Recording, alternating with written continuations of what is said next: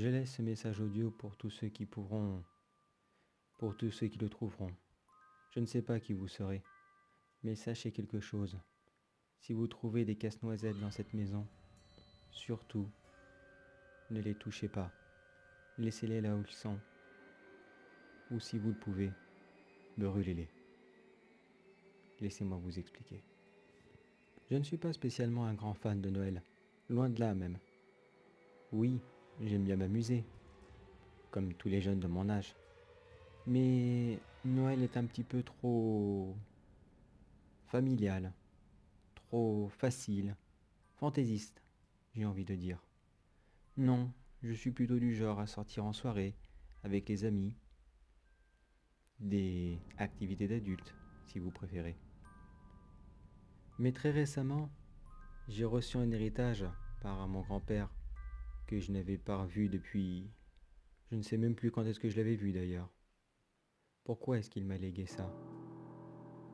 Je pense que ça sera la dernière question que j'aurai dans la tête. Enfin, j'ai reçu de mon grand-père en héritage sa collection de casse-noisettes. Vous savez, ces soldats de Noël qui, comme leur nom le fait penser, servent à casser des noisettes. Je parle bien sûr du fruit. Le but est simple. Mettre la noisette dans sa bouche et appuyer, ou utiliser un quelconque mécanisme si le modèle en possède un. La collection de mon grand-père était très variée. Il y avait des modèles de toute petite taille, comme des porte-clés, ou des décorations de sapin de Noël. Il y en avait des très grands, trop grands même à mon goût. Beaucoup, beaucoup trop grands. J'ai reçu cette surprise de la part de ma mère et d'une équipe de déménagement. Ma mère ayant le double des clés de chez moi, elle a profité d'une journée où je travaillais pour installer chez moi cette armée de soldats de bois. J'ai d'ailleurs été dans un premier temps surpris de voir un camion de déménagement juste devant chez moi. Sur le coup, je n'y ai pas spécialement porté attention. Je me suis d'abord dit, bon, c'est les voisins qui déménagent, ou qui se feront livrer un gros paquet. Mais en arrivant devant ma porte d'entrée, j'ai été accueilli par deux immenses soldats de bois. Deux très grands casse-noisettes, de taille humaine. Deux très grands casse-noisettes de ma taille. Je peux vous dire que j'ai été très surpris de les voir. Je me suis clairement dit, mais bordel de merde, qu'est-ce que c'est que ces trucs et qu'est-ce qu'ils foutent là? Puis ma mère ouvra ma porte et me fit entrer dans ce qu'elle considérait comme un mini-musée du casse-noisette. Plusieurs dizaines de figurines de tailles variées étaient exposées quasiment partout chez moi. J'en avais limite de sol au plafond. Heureusement, cela n'était que dans le salon. Une chance pour moi. Vous m'imaginez faire la cuisine avec ces soldats qui me regardent? Cela est d'ailleurs dommage que je n'ai pas de cuisinière au feu de bois. Ma mère était prise entre des émotions, l'excitation que je récupère la collection de son père et la tristesse d'avoir justement perdu celui-ci. Mais elle n'arrêtait pas de me vanter les mérites de ce nouveau musée du casse-noisette. La seule chose que je me disais, si ma maison est un musée du casse-noisette, alors elle est la directrice du musée qui me casse les noisettes. Mais après plusieurs longues minutes à m'expliquer pourquoi je devais les garder, elle repartit avec les déménageurs, me laissant tout seul avec tous ces petits soldats. Mais qu'est-ce que j'allais bien pouvoir en faire? Bien sûr, j'allais les laisser tout le long de la période de Noël. Elle était bien capable de revenir et me demander où ils étaient passés, si en cas je les rangeais. Mais de toute façon, je ne sais même pas où je vais les ranger. Je vais devoir probablement louer un box en ville. Combien ça va me coûter encore toutes ces bêtises? Comme si j'avais vraiment besoin de ça pour l'instant. J'ai passé le reste de la soirée à me demander qu'est-ce que j'allais bien pouvoir faire d'eux. J'en ai déplacé quelques-uns, tant qu'à faire. Si cela est mon mini-musée personnel, autant qu'il soit à mon goût. Je n'avais pas spécialement envie de cuisiner ce soir-là. Alors comme à mon habitude, je suis allé à un fast-food.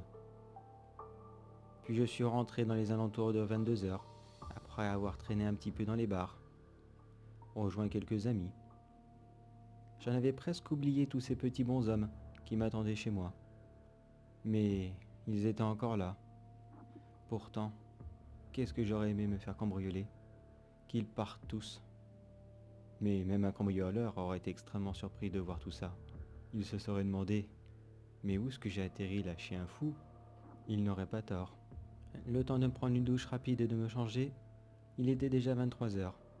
Je devais me lever tôt pour demain, je suis donc parti directement me coucher. Mais une fois arrivé au lit, j'ai passé la nuit à entendre des bruits. Pas des gros bruits très forts, mais des bruits inhabituels. Car oui, comme toutes les maisons, la mienne faisait quelques bruits par-ci par-là. Un petit craquement dans le mur, ou autre petite bêtise, un robinet, la pendule, enfin, vous connaissez tout ça. Mais là, c'était plus des petits pas, du bruit de bois. Je me suis dit, non, ce ne sont quand même pas les petits soldats qui sont en train de faire une ronde. Je me suis limite cru dans un film d'horreur sur le coup. J'ai eu du mal à m'endormir, mais la fatigue et les verres accumulés dans la soirée ont eu raison de moi. Et je me suis endormi au bout de 2 heures. Le lendemain, mon téléphone sonna à 7 heures. J'étais prêt à aller au travail quand je remarquai que plusieurs soldats n'étaient plus à leur place. J'avais dû les bouger pendant la nuit. C'est vrai qu'hier soir, je n'étais pas très frais quand j'étais rentré. J'en ai peut-être déplacé un ou deux et que je ne m'en souviens pas. Mais quelque chose était quand même bizarre. C'est vrai, je pouvais les avoir déplacés, il n'y avait aucun problème là-dessus. Mais pourquoi ils avaient tous la position d'un poste de garde? Beaucoup d'entre eux se plaçaient devant les portes ou les fenêtres devant chez moi, comme s'ils étaient en train de surveiller, comme si ma maison était leur base et qu'ils la protégeaient. Remarquez, c'était peut-être ça alors les bruits que j'avais entendus hier soir. Ils étaient peut-être en train de patrouiller? Non, je me fais des idées. Comme si que des petits bonshommes en bois allaient réellement me protéger pendant la nuit. Si cela était vrai, au moins j'avais mon armée personnelle, c'était déjà ça. Plusieurs jours passèrent comme cela. Je rentrais chez moi, et les petits bonshommes avaient encore bougé. C'étaient toujours les mêmes qui bougeaient. Ils changeaient de place, mais beaucoup venaient de collections différentes. Il y avait des petits soldats anglais, des tuniques rouges, des petits soldats français, les grenadiers, ou les soldats de Napoléon comme j'aime bien les appeler. Il y avait de tout en fait. Mais ils restaient toujours ensemble.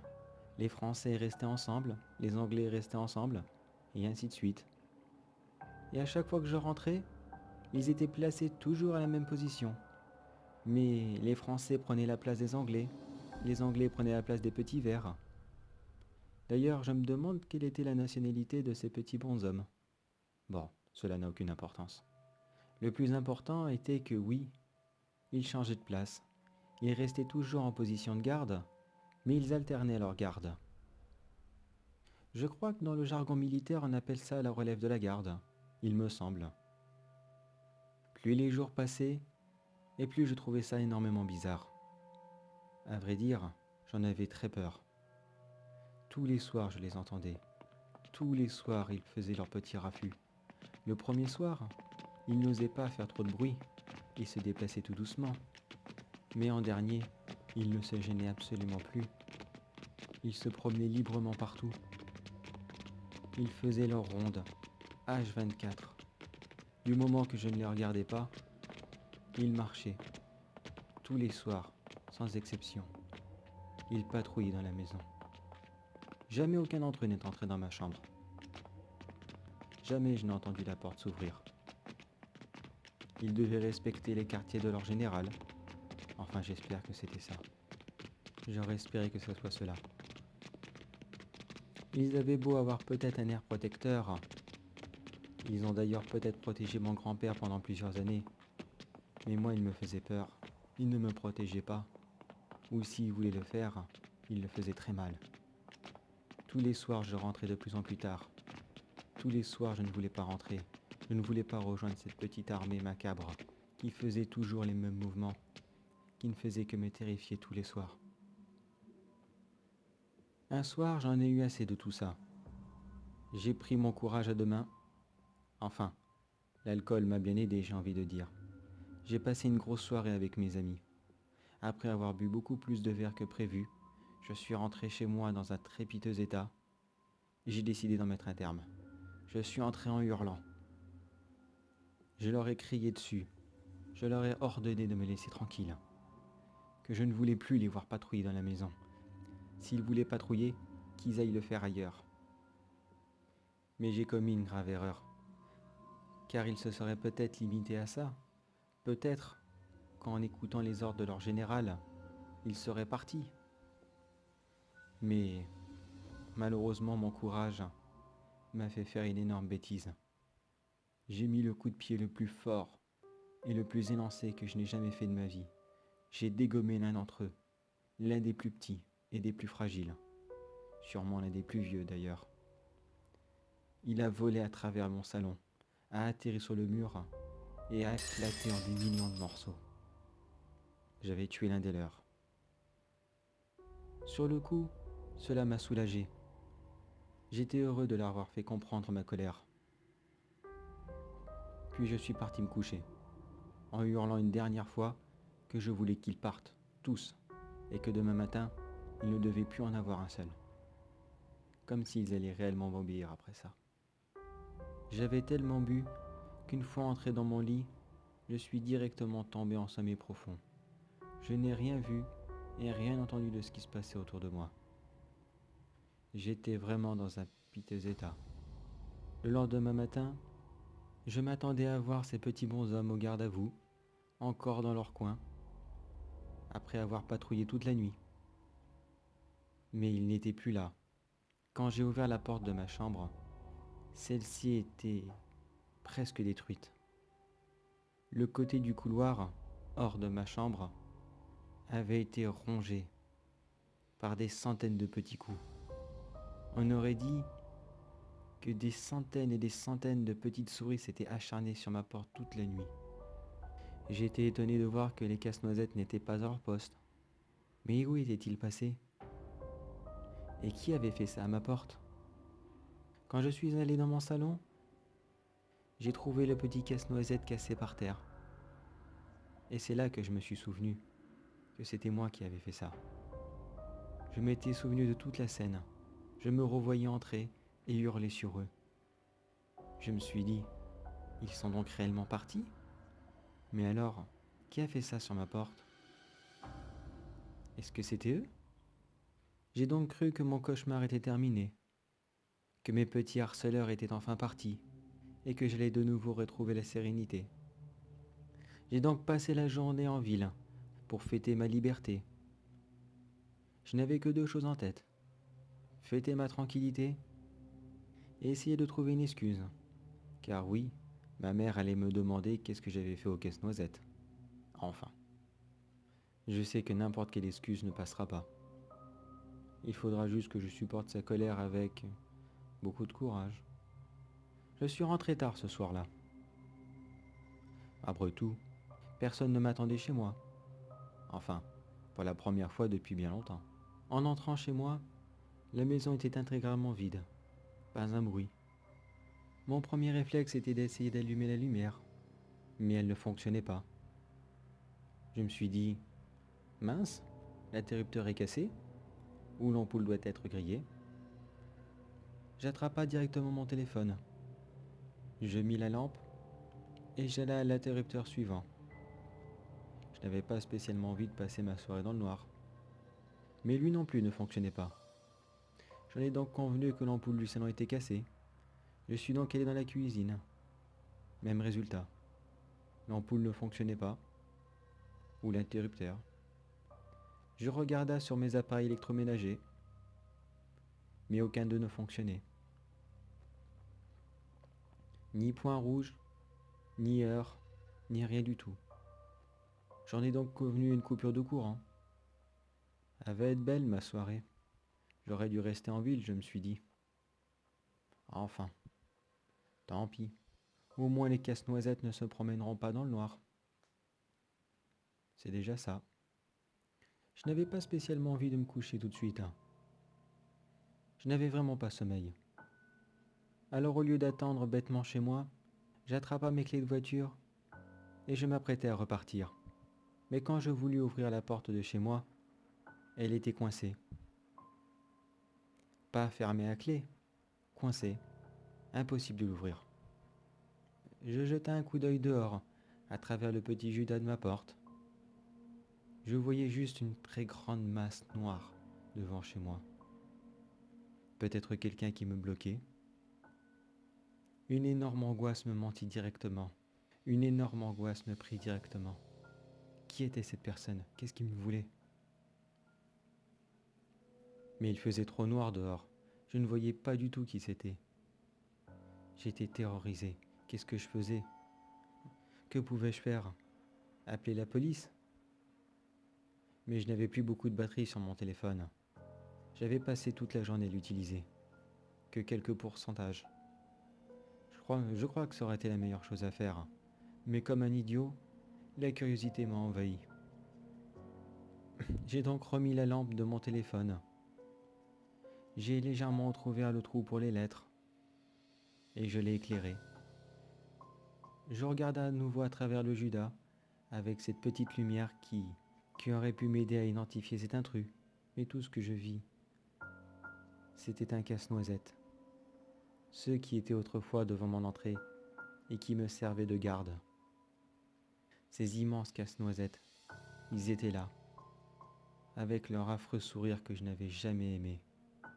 Ils ne faisaient rien, ils regardaient droit dans ma direction. Je ne sais pas s'ils savaient que je le regardais. Je pense que si. Mais il ne bougeait pas. Il ne faisait que tenir la porte avec sa main droite. Ce bonhomme avait bien plus de force que je ne le pensais. Impossible de l'ouvrir. J'étais encore plus effrayé, car maintenant je savais qu'ils étaient encore là. Ils n'avaient pas aimé ce que j'avais fait à leur ami.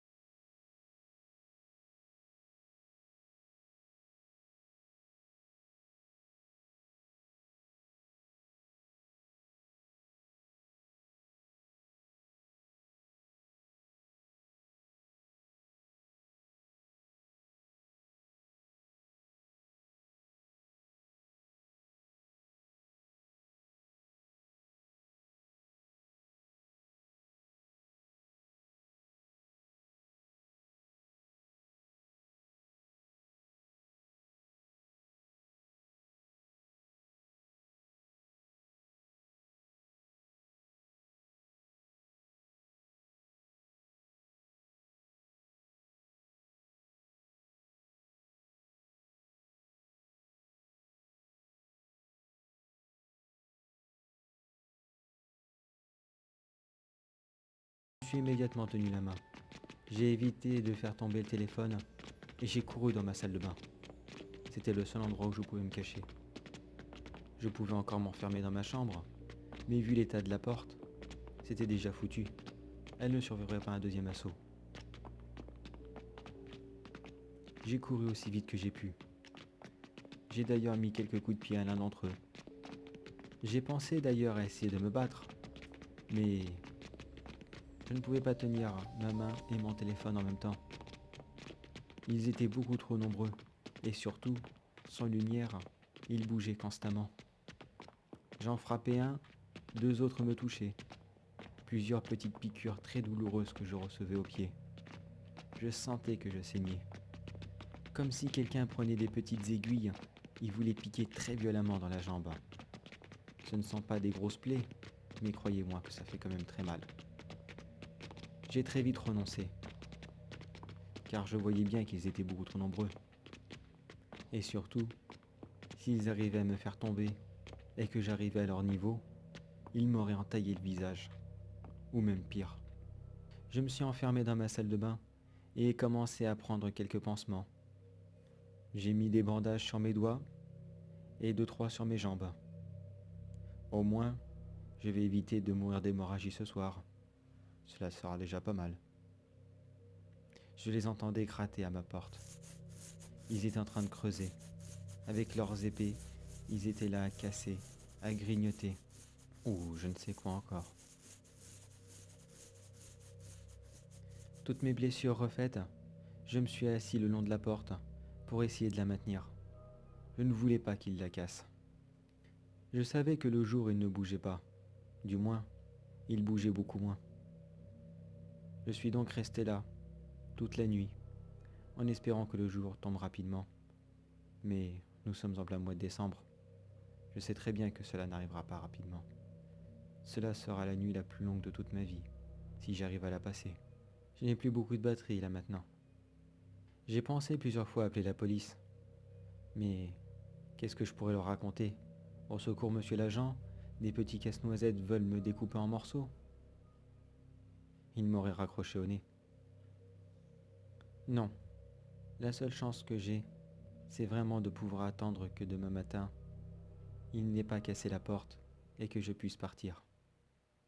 Si je n'ai pas eu cette chance, j'espère que quelqu'un tombera sur ce message. Mais si cela est le cas et que vous entendez ceci, n'oubliez pas ce détail. On dit qu'il ne faut jamais mordre la main qui nous nourrit. Mais moi je dirais plutôt qu'il ne faut jamais casser la main qui nous protège, car on ne sait jamais comment elle va réagir ou comment ils vont réagir.